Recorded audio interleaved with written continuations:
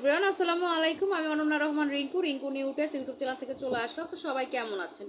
আশা করি সবাই সুস্থ আছেন, ভালো আছেন। আপনাদের দোয়ায় আমি অনেক ভালো আছি। তো আজকের টপিকটা অপবিশ্বাসকে নিয়েই। তো যারা বলেন যে অপবিশ্বাসকে আমি কেন বলি দেহ ব্যবসা করে, দেহ দেখায়া দেখায়া টাকা কামায়, আসলে যারা নাদান তারা এই ধরনের প্রশ্ন করেন যে কেন আমি এই কথা বলি। নাদান বলে না, এগুলো বাচ্চা পোলাপান, বুঝছেন? কারণ বাচ্চা পোলাপান না হইলে যেন প্রশ্ন কেন করবে। অপবিশ্বাস কি দেহ দেখান না? অপবিশ্বাস কি দেহ বিক্রি করেন না? আপনারা তাই বলতে চাচ্ছিলেন।